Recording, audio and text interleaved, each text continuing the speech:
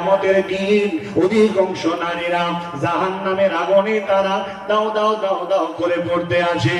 আল্লাহ নবী মিরাজ থেকে ফিরে এলে ঈদুল ফিতর কিংবা ঈদুল আজহার নামাজ পড়লেন।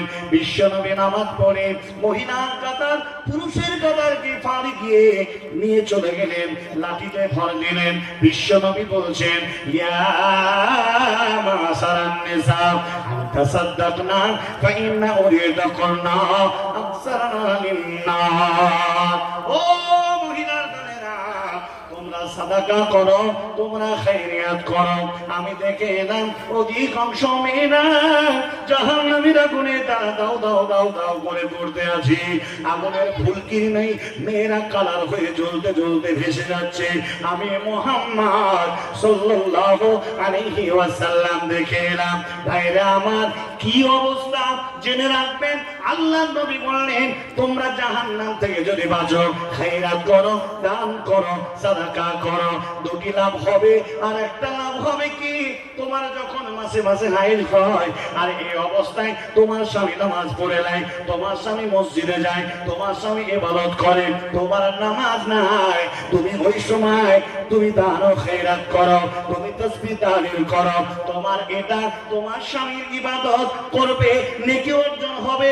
তুমি চুপচাপ বসে থাকবে, তোমার আমলনামায় নেকি হবে না। অতএব তুমি দান ও খায়রাত করো রে, তোমার আমলনামায় তার সম পরিমাণ নেকি তোমার জমে যাবে। প্রিয় ভাইরা, আজ এই মানসিকতা নেই। শুনুন, একটা তথ্য শোনাই। তৎকালীন পিরিয়ডের বাদশা হারুন আল রশিদ, জিনার স্ত্রীর নাম ছিল জুবাইদা। আজ এমনও মেয়ে পৃথিবীতে এখনো আছে, এখনো আবেদা, কানিতা, সায়েমা, এই ধরনের নারীরা রয়েছে। মা, প্রিয় ভাইরা, ভালো করে শুনে নিন তথ্যটা। হারুন আল রশিদ স্ত্রী জুবাইদা হঠাৎ স্বপ্ন দেখছেন যেন একটা পশুতে তাকে জিনা করার জন্য তাকে তাড়িয়ে চলে যাচ্ছে। তিনি তো ছুটতে আছেন, হঠাৎ ঘুম ভেঙে গেল। বলছে, আমি এই স্বপ্ন কেন দেখলাম? এর স্বপ্নের তাবিরটা হবে কি? ভাইরা আমার, স্বপ্নের তাবির জানার জন্য একজন মহিলাকে ডাকা হলো। এলাকার দুশ্চরিত্রা মহিলা। ও মেয়ে, আমার একটা স্বপ্ন দেখেছি, তুমি যাও মোহাম্মদ বিন সিরিনের কাছে সব তথ্যটা তাবির করে নিয়ে এসো। স্বপ্নটা চলে গেল স্বপ্নের তাবির আনতে।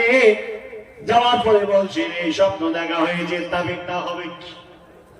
মোহাম্মদ বিন সিরিন বলছে, কে এমন দামি স্বপ্ন দেখলো? বলে, আমি। না না, তোমার মতো মহিলা স্বপ্ন দেখতে পারে না। অতএব বলো বলো বলো, কে স্বপ্ন দিয়েছে? বলে, বর্তমান জামানার বাদশা, তিনার সহধর্মী এই জুবাইদা।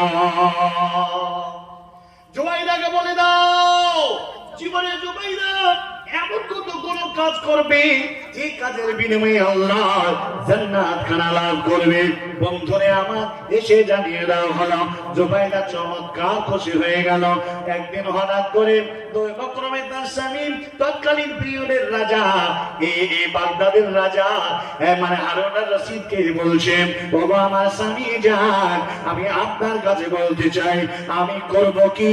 চলুন দুজনে যাই, আমরা হজ সম্পন্ন করে আসি। দুজনের সিদ্ধান্ত হলো, স্বামী স্ত্রী হজের প্রিপারেশন না হলো।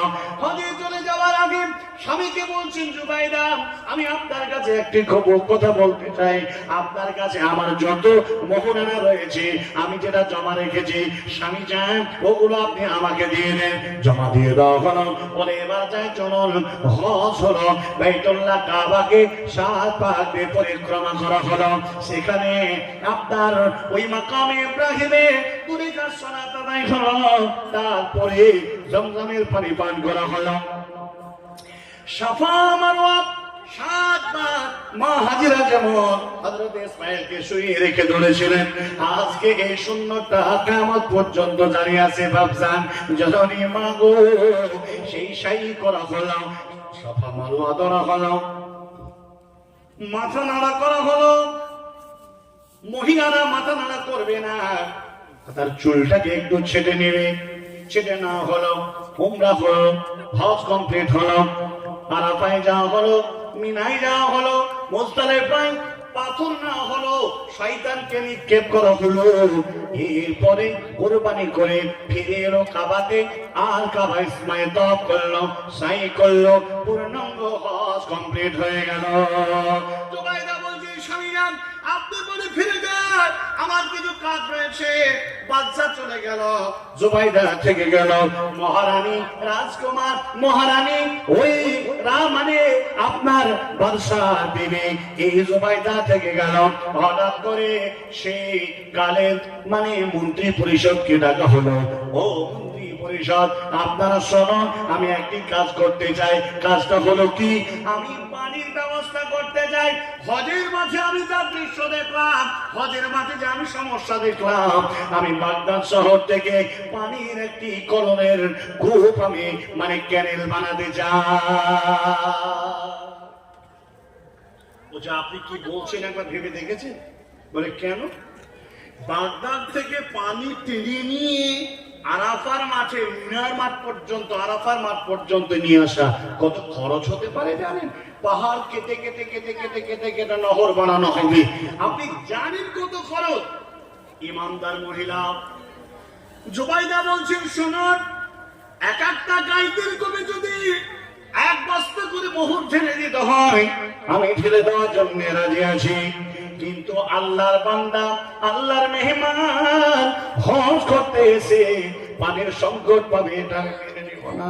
অতএব মাল আজকে আছে, আল্লাহর রাস্তায় জমা করে দেই। বন্ধুরে, ক্যানেল তৈরি হয়ে গেল, পানিও চলে এলাম। দীর্ঘ সময় লাগলো জুবাইদাকে তার হিসাব দেওয়া হলো। ওই পানিতে হিসাব গুলো ছেড়ে ফেলে দিলেন। আমার হিসাব আল্লাহ তাবারাক ওয়া তাআলা নেবেন।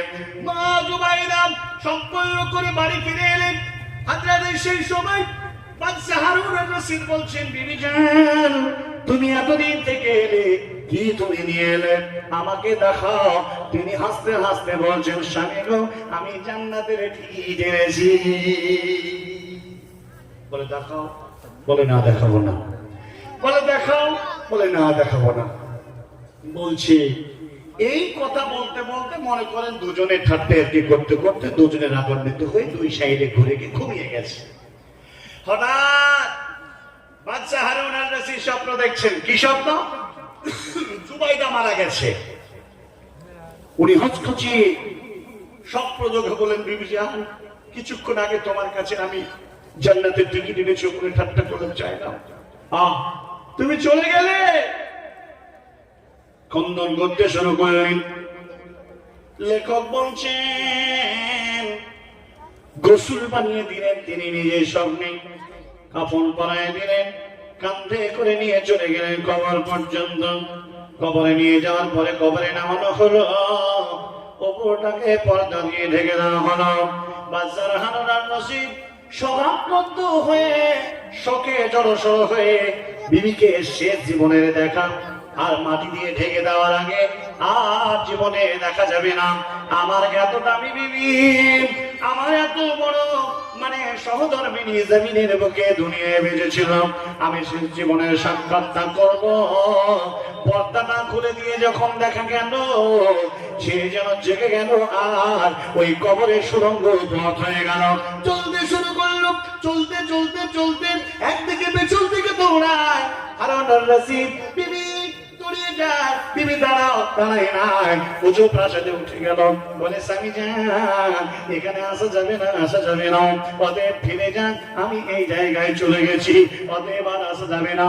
বাদশাহ হারুন আর-রশিদ এত লম্বা স্বপ্ন দেখার পরে তিনি হঠাৎ করে ঘুম ভেঙে গেল।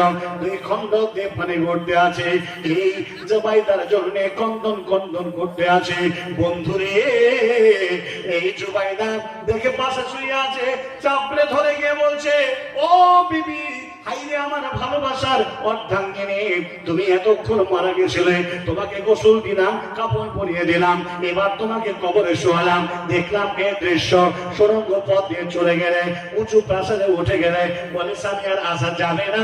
কন্দন করতে করতে ফিরে আসছি স্বপ্ন ভেঙে গেল, তুমি বেঁচে আছো, আমি বিশ্বাস করে নিলাম তোমার সত্যিকারে তুমি যে আল্লাহর রাস্তায় যেটা কোরবানি করেছো আল্লাহ কবুল করেছে, তুমি জান্নাতের দিকে অবশ্যই অবশ্যই এনেছো। বন্ধুরে আমার, এই জুবাইদা আজও সেই যদি আরাফার মাঠে কেউ যান দেখতে পাবেন জুবাইদা, নহরে জুবাইদা, নহরে জুবাইদা। আজও যারা উমরায় গেছেন, হজে গেছে, দেখবেন ওই আরাফার মাঠের কিনারায় ওই পাহাড়ের কোল দিয়ে এখনো কেরেলের ওই প্রাচীর গুলো রয়েছে। এদিকে এরা হলো ইমানদার, এরা হলো দুনিয়ার সম্পদ। আর দুনিয়া কুল্লুহা মাতাউন ওয়া খায়রু মাতাঈদ দুনিয়াল মারাতুস সালিহাত। বর্তমান জামানায় এমন নারী সঙ্গ খুঁজে পাওয়া যায় না, ও পুরুষ তোমার আদর্শ তোমার বিবি পায় নাই, যার কারণে তোমার বিবি কোয়ালিটি হয় নাই। তোমার বিবি রাস্তায় নেমে যায়, ঝুড়িয়ালার কাছে তোমার বিবি যেন মানে বাজার করে, সবজি কেনে, দোকানে যায়, খালিয়া চুকে যায়, এখানে যায় সেখানে যায়। অতএব তোমার বিবি যে বোরখাটা পরেছে এটা শুধু নামমাত্রা পর্দা। এমন বর্তমানে জুব্বা পরিধান করে, বোরখা পরিধান করে, যাদের সমস্ত শরীর শুধু যদি নাইটি পরিধান করে এতটা বাজে লাগে না, কিন্তু এখনকার এমন বোরখা রয়েছে যা দেখে একবার দেখলে মন আর একবার বলে ওরে তুই টাকা দেখ কত সুন্দর। কথা ঠিক কিনা ভাইজান? পার্থিব জগৎটা এমন একটি জায়গায় পৌঁছে গেছে, আমি এখন আপনার কাছে বলতে চাই ফিরে আসেন, আপন প্রভু আল্লাহর দিকে ফিরে আসেন, মেয়েদেরকে বাড়িতে পর্দার ব্যবস্থা করেন। বন্ধু, জননী মা, পরিবার জগতের একটি কথা আপনার কাছে জানাতে চাই, সেটা হলো কি রাসূলুল্লাহ সাল্লাল্লাহু আলাইহি ওয়াসাল্লাম তিনি বলেছেন, অনেক বাড়িতে মেহমান আছে, অনেক ফকির মিসকিন আছে বাড়ির দরওয়াজায়, বলে মা দুটো খাবারের ব্যবস্থা করে দাও, মা অনাহারে আছি দুটো খাবার দাও। এমন মিসকিন আমাদের ঘরে আসে না? আসে না? জোরে বলেন, আসে। তো আল্লাহ রাসূল বলছেন এদেরকে যদি খাবার দেওয়া হয়, এদেরকে যদি খাবার দেওয়া হয়, কত নেকি, কত লাভ, কত উপকার। শুনুন, আল্লাহ রাসূল বলছেন কোন মিসকিনকে, কোন মেয়ে, বাড়ির পরিবার বা বাড়ির পরিজন ধনী যদি তাকে খেতে দেয়, এর সওয়াব হলো আল্লাহর রাস্তায় জিহাদ করলে যত নেকি হবে, সারা বছর রোজা রাখলে যত নেকি হবে, সারা বছর তাহাজ্জুদের সালাত আদায় করলে যত নেকি হবে, তিনটি ইবাদত এক জায়গায় করলে যত নেকি পাওয়া যাবে, সমস্ত নেকির এক জায়গায় নেকি পাওয়া যাবে একজন ফকির মিসকিনকে দুটো ভাত খুলে দিলে।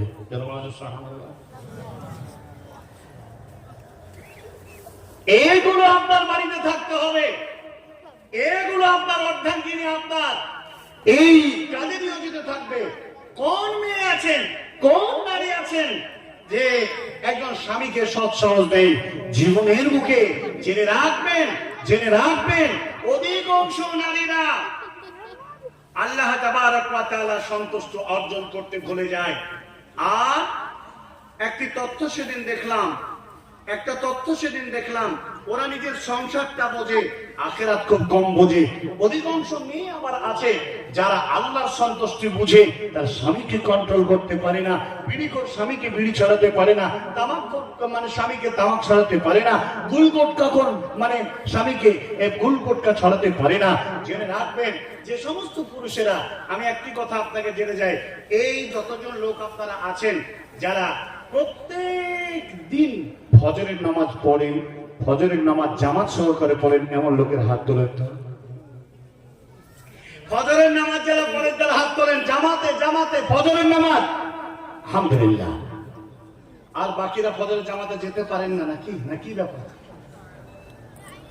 ফজরের জামাতে আর বাকিরা যেতে পারেন না, বেলা হয়ে যায়, ঘুম থেকে জাগতে পারেন না, আপনার বিবি আপনাকে জাগিয়ে দেয় নাকি? সেদিন একটা মনে পড়লো, সেদিন একটা ফেসবুকে একটা পোস্ট পেলাম। পোস্টটা কি? ওই ফজরের আজান হচ্ছে, স্বামী খুব তাড়াতাড়ি করে উঠছে, উঠে মসজিদের দিকে দৌড়াচ্ছে, তো যেতে যাচ্ছে না বেবিকে বলছে এই শুকুরা অমুক ওটা দরজাটা লাগিয়ে দিও তো ওটা বলছে আমি আর ঘুমে তুমি বলছে বাড়িতে নামাজ পড়ো আমি তোমার জন্য প্রতিদিন দরজা বন্ধ করতে পারবো না আসলে দরজা তো লাগিয়ে দিতে বলে স্বামীরা ইমানদার স্বামী দরজাটা লাগিয়ে দিও বলে বলছে আমার এই প্রতিদিন এই মুম্বাই এত দামি একটা ঘুমের টাইমে তুমি আমাকে ঢেকে দাও ওখানে দরজা লাগানো যাবে না এর উপায় হয়ে লোক